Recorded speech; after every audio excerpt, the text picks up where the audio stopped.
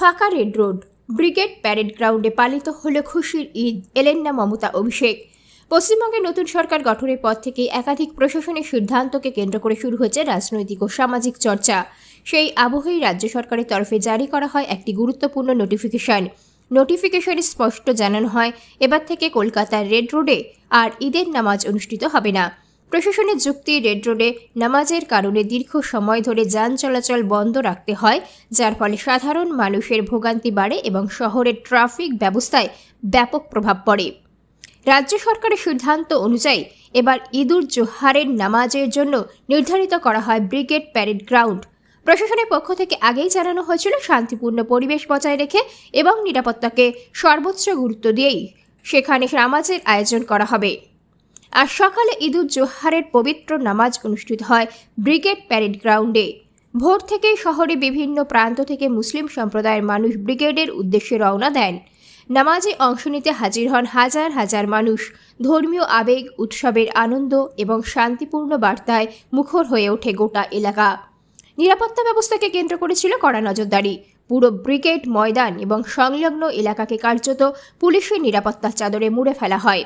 মোতায়েন করা হয় বিপুল সংখ্যক পুলিশ বাহিনী, র্যাব, কুইক রেসপন্স টিম এবং সাদা পোশাকের পুলিশ কর্মী। প্রশাসনের তরফে জানানো হয়, কোনো ধরনের সাম্প্রদায়িক উস্কানি বা অপ্রীতিকর ঘটনা যাতে না ঘটে সেই দিকে বিশেষ নজর রাখা হয়েছে। ব্রিগেড প্যারেড গ্রাউন্ডের প্রবেশপথে বসানো হয় একাধিক চেকিং পয়েন্ট।